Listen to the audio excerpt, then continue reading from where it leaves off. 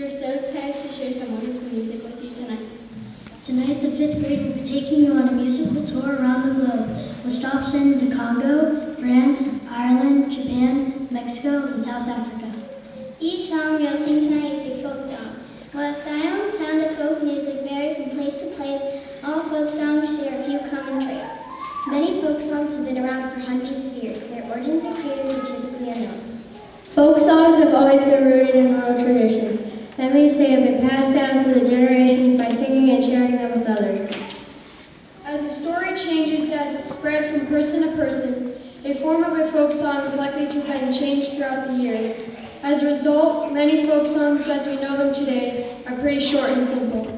Folk songs are considered to be the songs of the people, and they usually relate to the national culture. Some of the songs even describe specific people, places, or events. The song you just heard hails from the Democratic Republic of the Congo in Africa. Yeye Bonge is considered as a gathering song, which is typically sung to bring people together in certain event. Now that we're all together, let's head on to the next country. Our next song is a French folk song entitled Caroline. The instrument consists of between 23 and 77 large cast bronze bells.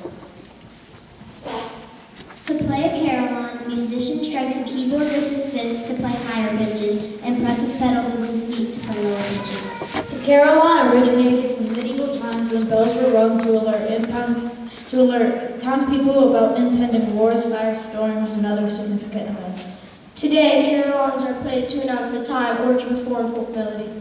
Although the carillon can be found throughout the world, the greatest concentration of carillons is in Belgium, the Netherlands, and France. As we are learning the French folk song in the music room, across the hall in the art room, 5th grade classes are working on famous paintings based on famous French artists called Monet.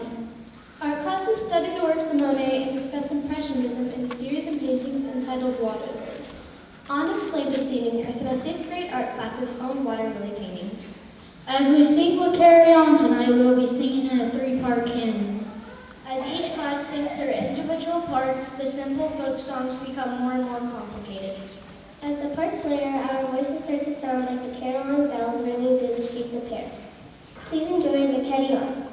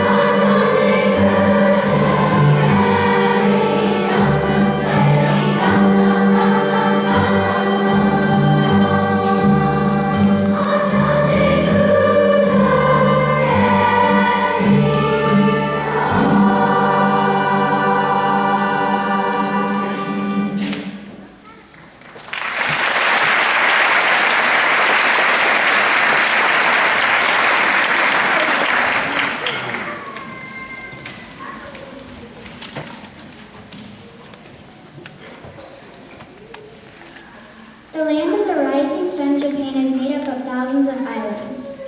Most of Japan is covered with rugged mountains, so people don't live in many parts of the country. With a population of over 127 million, that has more people per square mile than almost any other country. The capital is Tokyo, one of the biggest and busiest cities in the world. In music class, we study many different aspects of Japanese culture. We talked about the countries of baseball and Little League, as well as the popularity of sushi and ramen in their cuisine. We also discussed the ancient Japanese art of origami, in addition to the not-so-ancient art of karaoke. In art class, we learned about the National Cherry Blossom Festival, which commemorates the gift of 3,000 cherry trees from the mayor of Tokyo to the city of Washington, D.C. The gift and annual celebration honors the lasting friendship between the United States and Japan and the continued close relationship between the two countries. As art classes study Japanese Zen culture, we created our own watercolor paintings of cherry blossom trees. Our next song, Yuki, is a Japanese school song that children all over Japan learn at a very early age. And the melody of this song uses the pentatonic scale, a 5-tone scale common in Japanese music. The lyrics describe snow falling and hail falling, mountains of Hokkaido, Japan's second largest island. At the end of our Japanese chorus song, it talks about the cherry blossom trees beginning to bloom again in spring. Imagine how lovely it'll feel when we get to see our very own trees begin to bloom again.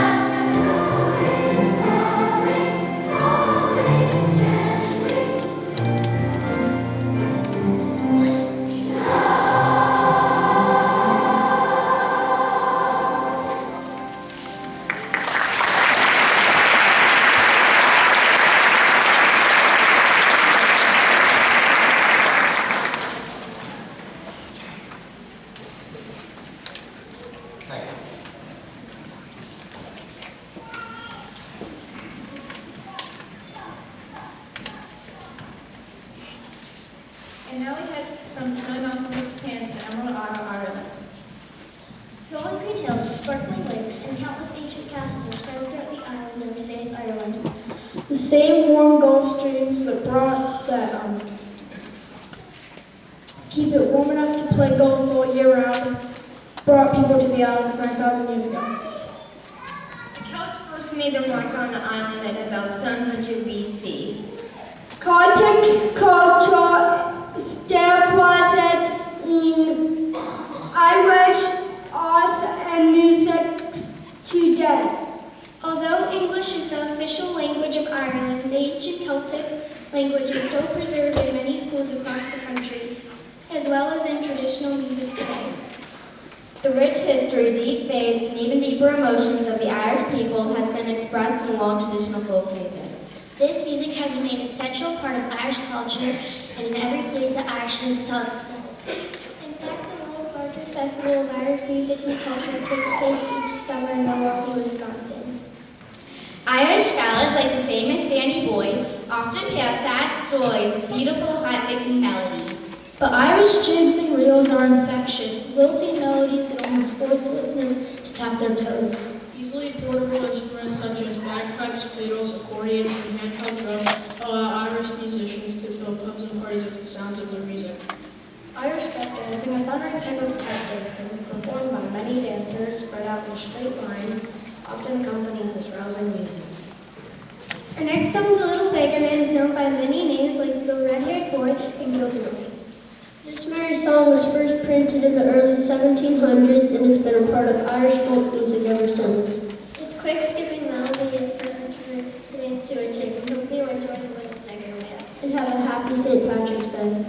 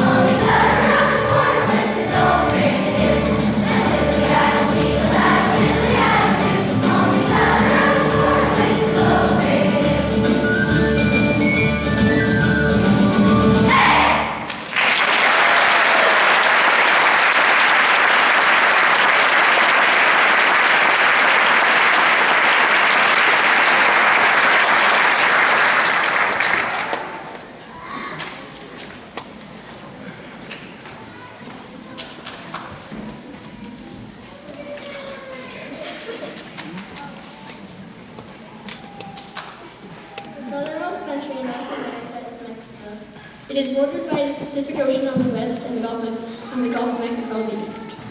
Most of the country is covered by mountains, but in the middle is high flat land called a plateau. The capital, Mexico City, has 22 million people and is one of the largest cities in the world. That's more people than some entire countries. In music class, we discussed different aspects of Mexican culture, the cuisines and telenovelas which are so popular. We also talked about the popularity of bullfighting and the famous monarch butterfly migration each year.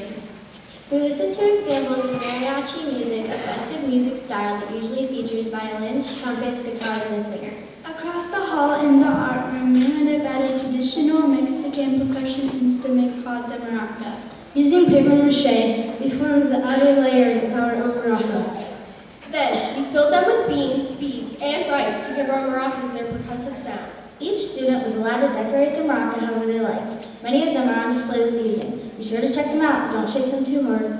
Our next song, A la Ranita Nana, is a Spanish folk song from Mexico. Originally, it was sung in Villancico or Christmas Carol, which was sung in Spanish-speaking countries. This song is also commonly performed as a lullaby without religious significance. As you listen to Allah Nani Tanana, you will hear the tonality change from major to minor, a distinctive characteristic of Hispanic music.